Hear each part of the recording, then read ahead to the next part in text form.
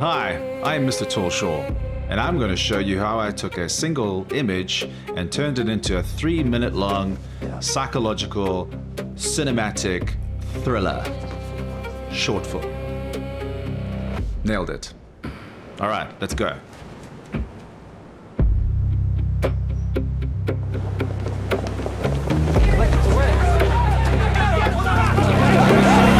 I'm going to break this video up into some sections. We're going to speak about the idea, where it came from, how the idea evolved, how I created the master image, that single image that becomes the holy grail that you use to create everything else, how I created the shots in Weavy, taking those shots that I created in Weavy and building a narrative storyboard in Obsidian, the music creation process in SUNO, generating all the video in Kling AI, and sharing some of the challenges that I faced in such a complex short. I've dropped in chapters in the description, so skip ahead to whichever section you want to watch. But let's crack it on. All right, step 1. Where did I come up with this idea? I do a commute every week. It's about 2 hours that I ride on a train between 2 cities in Germany. I'm always quite fascinated by the actual process and experience of the train. It feels a little bit like you're stuck in some sort of limbo. So that was the sort of the inspiration for the idea. Creating that master image in Midjourney is super key. I already had in mind what I was looking for, which is a bit more cinematic. So I have a pre-created personalization profile, which I generally use for cinematic shots. I didn't actually create a lot of images for this. Was lucky enough to get it pretty quickly. I had an initial idea of Gaussian splat as an idea, but it didn't quite work for me, and then I shifted from Gaussian splat to be traditional shots. And actually the prompt itself was very simple. With the personalized profile there, all I needed to have written is like a cinematic close-up on a man standing alone on an empty underground platform. Very, very simple. I didn't even produce that many of them. I was just lucky enough, like this is the one that I ended up going with in the end, and I just really liked it. I liked that he was everyday looking man. He wasn't anything special or unusual, or he just looked average, and I quite liked that. So I chose him. I liked the setting. I liked the environment. London Underground was represented quite well. I liked his wardrobe, and yeah. The prompt was cinematic close-up shot, a man standing alone on an empty London Underground platform looking toward camera. I didn't even prompt it for any sort of specific details, Caucasian, black, whatever. I just waited to see what I would get from Midjourney, and Midjourney just didn't disappoint. Whether that's a good thing or a bad thing, it depends on your approach to the project. In my case, I do like to see what I get from Midjourney, and more often than not, it generally inspires me to dive deeper or just use that and see where it takes me. So it's an explorative experience in Midjourney. Sometimes it's quick. In this case, it was pretty quick. Sometimes it takes a lot longer. Before I dive into Weavy itself and show you the workflow, this is what I'm looking to produce. A very basic storyboard, not a lot of text and dialogue in there. This is a visual experience, and I leaned heavily into that process of visually writing the story as I created the images. I think that everybody has a very different approach to how they write their stories. I appear to be a bit more of a visual person. I'm pretty sure there's loads of people out there that also are. I find that this works for me. I don't sit down and write out a script. I don't. And maybe it's a bit easier to do it for something that is essentially a loop, but I do rely heavily on a narrative storyboard or a visual storyboard. You have to have something. You need to know what the beats are. You need to have an understanding of what happens in the middle, what happens in the end, and be pretty okay with changing things as you go. Absolutely. Yeah, so this is my storyboard approach. In order for me to get you, I'll show you what that looks like now. All right, so this is my shot list workflow. So I always start with character sheet. If you want to have consistent characters, create a character sheet. This is the image from Midjourney that I created. Focus on the environment, good focus on him, his wardrobe, and the most simple prompt in the world. Give me a character sheet of the guy, front profile shot, side profile shot, and a full body front on shot, and then just some basic watch outs. And then once you've got you're happy with the character sheet, I then pull that out into Photoshop. I split it into 3 essentially character elements, which I then load directly into Kling, and then Bob's your uncle, as it were. I do have some, what would you call these? Like technique prompts, system prompts. I don't think these are system prompts, but these are incredibly useful to have in your back pocket when you're busy working in Weavy. I have a neural restoration and pixel fidelity prompt, an upscale prompt, a grade and colorist prompt, and then just some other, small miscellaneous prompts that I use.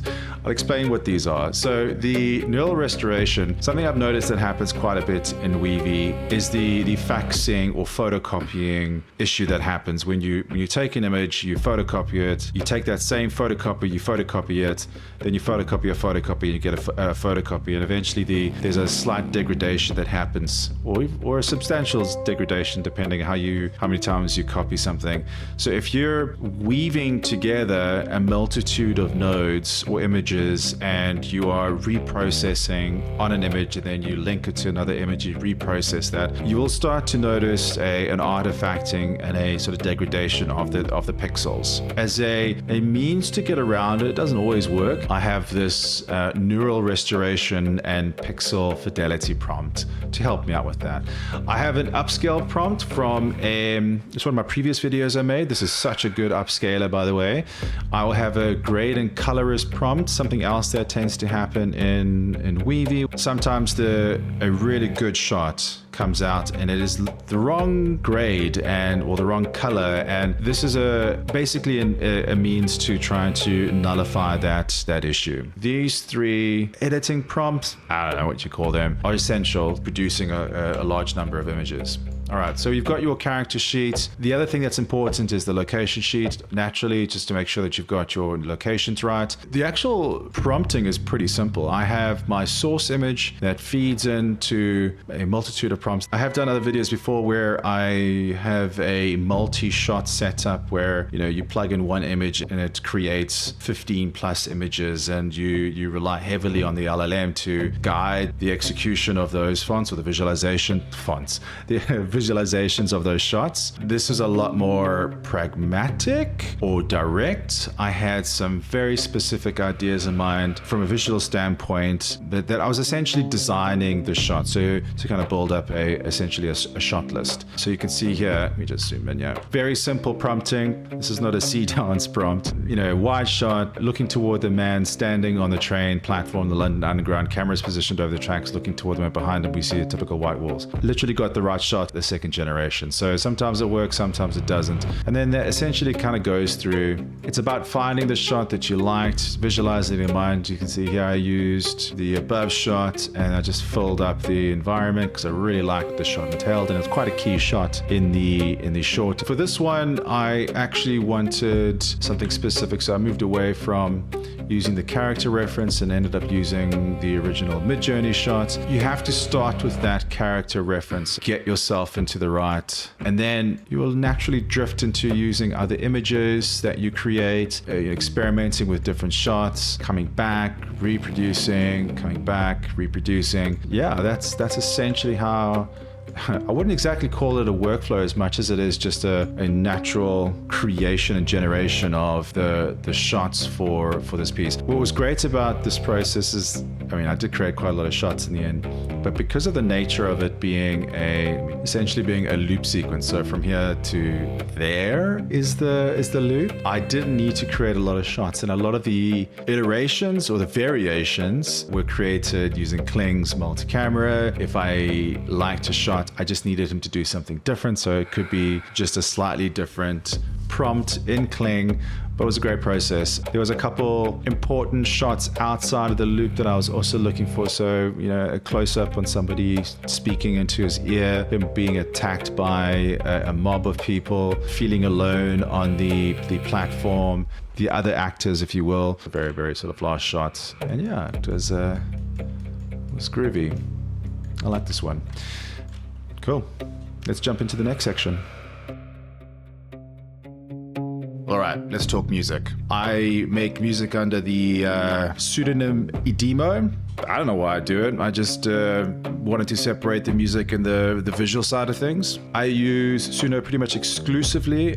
That's pretty great. I've been using it since about version 4. And let's have a look at it. For Splat, I wanted it to be of a classical nature. I wanted it to be very minimalistic. Initially started out with violins and then shifted over to more sort of cello-based musical instruments. There needed to be a sense of dread and foreboding from the tracks that I created. Really knew that it would help with the pacing, would help with the feel of the piece. So the music was pretty critical to make sure that that is correct. So I'm just gonna play a couple of the initial, and then how I created it, generally speaking, I just go into like a Gemini or any sort of LLM, and I punch in what kind of music I want, and I get a prompt structure out, and then I apply that to SUNO. It's not that complicated. But anyway, let's have a look and listen, just show some of the musical styles that I went through. So this is one of the first ones that I created.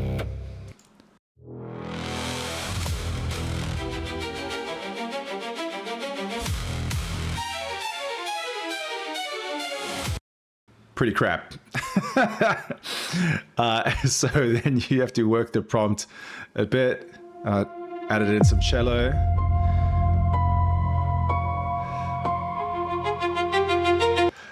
Too big. Music is such a taste-driven experience, and it's one of the few things that when you hear it, you know it. So, but yeah, let's go.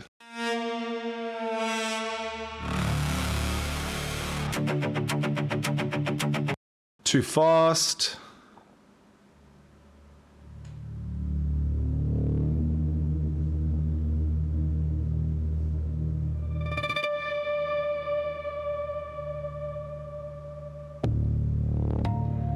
Like I said, it's starting to sound a little better. It's got that mysterious side to it, or sound to it.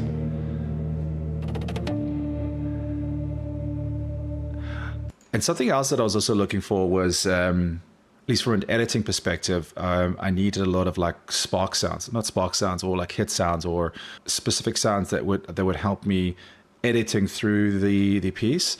And you can hear in this particular track, there's a lot of opportunities for quick edits, quick cuts. That was also something that I was looking for. So you can imagine, ding, ding, ding. Very cool. So that was pretty cool, actually. But I moved on. So that sounds good.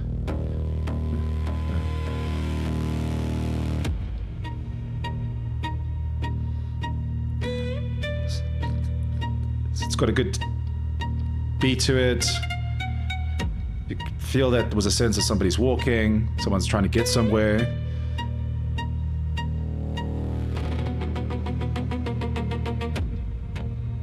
Pretty cool. The other thing that I was looking for was something under 3 minutes, or around the 3-minute mark. I didn't want it to be too long. So also restricted. You can see the majority of the outputs are around 3 minutes. Within the prompt itself, let me just show it here. I try to restrict it to actually even less than 3 minutes, 1 minute, but it doesn't really follow it as much. Played around with weirdness as well, was also quite to get some different sounds out of it. Let's have a look here. It's vacuum seal. I think this is where things started getting quite nice. Well, maybe not that one. You can see how the prompt also changed over time, like as I was working it, trying different approaches. You see minimalist and cold, low frequency industrial hum, then it shifted over to absolute minimalist stasis, then cold high frequency hissed, Cold industrial hum creates bass dread. Deep muffled subterranean hum, low register. That low register thrum that feels like heavy heart beating through a wall was what I was looking for. That heartbeat, get that driving sound, but not it be a EDM or electronic type of dancey beat was quite important for me to get right. And that's around about here. This is where it started coming together.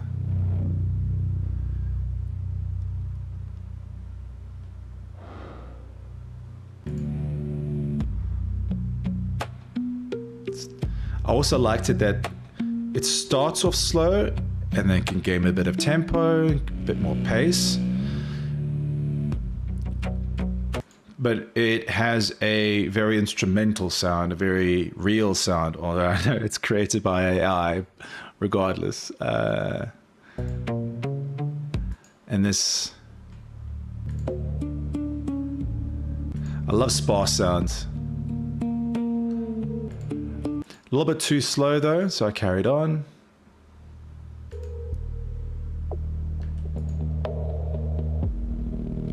Not bad.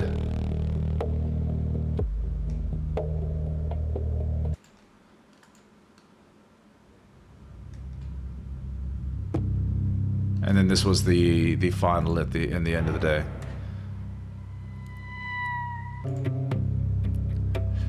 And you can hear how it's got that pulling effect.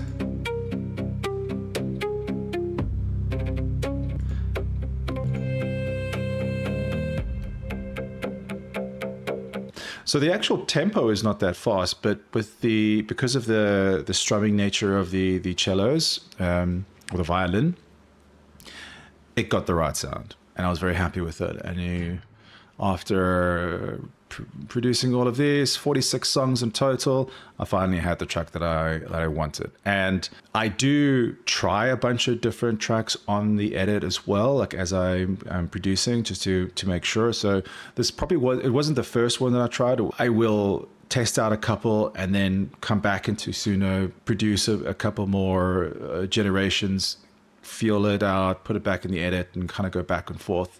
And that is it. That's how I make the music. Okie dokie, let's talk video generation. This is quite an iterative and creative process. I liken it a little bit to if an author or a writer or script writer is busy writing the script and doesn't necessarily know what's going to come next, essentially finding out the next parts of the story depending on what they write. So you need those building blocks at the start to kind of get to the next part, which is very non-traditional. I imagine that most film production processes and pipelines would quote unquote poop themselves if they saw the way that I approached the work or the short. It's very much a circular process. I generate something and then test it out in the edit. It doesn't work at all. I go back into Kling, I regenerate, go back into the edit, find a completely different solution, and then end up going in a different route. And that flexibility is pretty key to this process, and I think a lot of AI creators or AI directors will probably say the same. There's absolutely a place for a planned approach where you know exactly what you're going to be creating. I like to play in this very open-ended, creative, flexible space, and it works for me. For the short, I used Kling exclusively. A combination of first and last frame, first frame only, character reference, but I also used a lot of the multi-shot functionality or feature that is in Kling. If this is the first shot, you can see up the top right hand, yeah. These other shots that I would sometimes get because of the good location reference and the fact that I have Leon as a reference, really helped editing around certain lacks in the shots that I had. So as an example, here's a walking shot split into 3 multi-shots. Reverse shot, tight on the guy from behind, following him walking away from camera. Reverse shot, tight on the guy from behind. He steps to his right to walk through a dimly lit London Underground tunnel, and then tighter shot from behind. The man emerges from the tunnel into a crowded London Underground platform. In this case, I didn't have the platform in the location, but I just got him, and this is what it ended up looking like.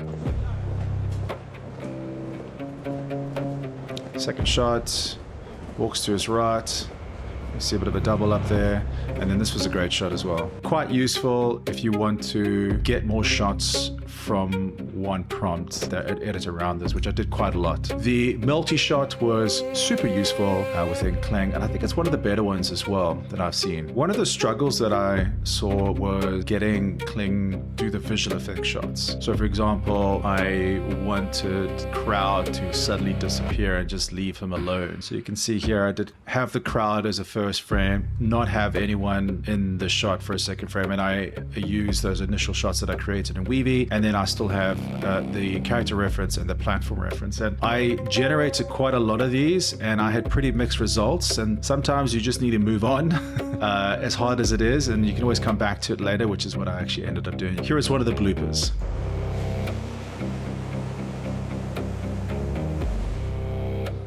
So it's quite difficult to get it right. Sometimes you end up building out your prompt to be too complicated and too many things for the model to look at, and sometimes you just need to strip it back and get it back to something that's very simple, and then it works. So made it very simple, and I got the result that I was looking for. And that was it. It was perfect. A lot of the models are pretty good at is one-to-one interactions between two characters in the shot. But as soon as you add crowds, that's when the AI models really struggle. That's in my experience. And you've got to generate quite a lot of different shots or variations so that you can essentially cut around the lack of coherence that tends to happen. So you can see here,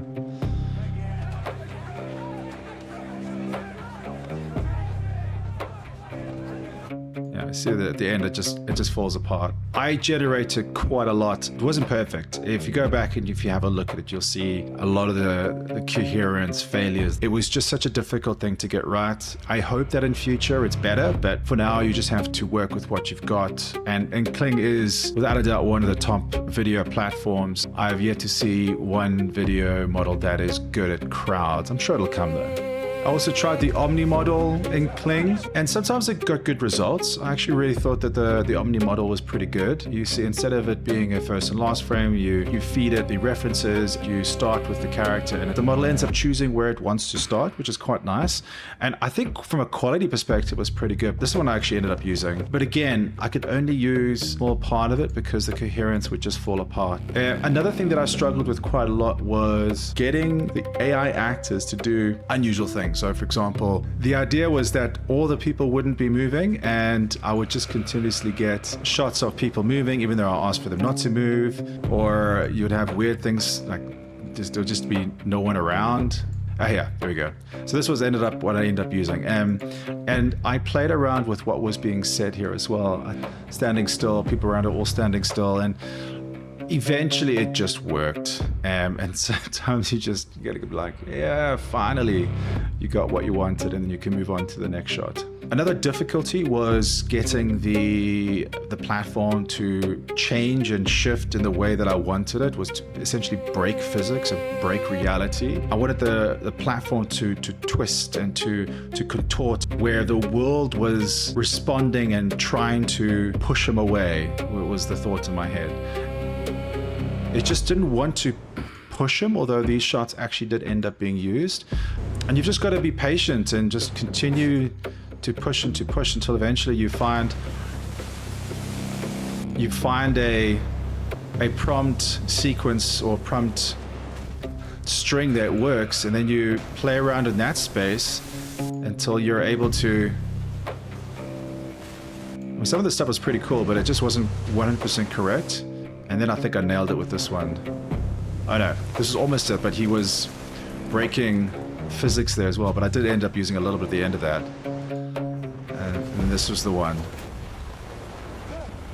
That was one shot. Oh, it was this one. Just love this end sequence. So yeah. Just the last thing I wanted to chat about the characters that I ended up using in the end. These individuals that were responding to him being on the track. This is always a challenge. Some hurts. Some hurts. Is that someone on the track? You know, Is that someone on the tracks. Why'd he get on his phone? I don't understand. I liken this a little bit to a director trying to get some bad actors to do good performance. Again, you got to be kind of patient. You have in your mind, I want these guys to do a thing, and they just refuse flat out. Like that shot of the guy on the phone. Like, what is that? Get off the tracks! Get off the tracks! You eventually, and here's a good example of the multi shot that actually worked in my favor. Get off the tracks! So I used this take at the end, but this close up I didn't ask for, and I loved it so much that I ended up using it in the final edit. So that's what I'm talking about, the being able to see something in mind and how it will improve the story and then pulling it in. That's the iterative process that is just so amazing. Get off the tracks! Get off the tracks! Get off the tracks! I don't know who that guy is. Who is he? I didn't ask for him. But you know what? You know, there he is. This is essentially just technology not doing what you ask it to do. And part of the skill is just having some level of patience to deal with, what would you call it? The audacity of the AI just refusing to do what you want it to do. So, but it's fun. It's a difficult process, but it's a load of fun. And I imagine it's just going to get easier, and problems that you're experiencing now are not going to be a factor in the future. So, yeah, it's rad. All right, thanks for watching my walkthrough of the psychological thriller Splat. I hope you enjoyed it. Please like and subscribe, and follow for more fantastic AI horror, sci-fi, and anything else that I think of to make. I'll catch you in the next one. Ciao.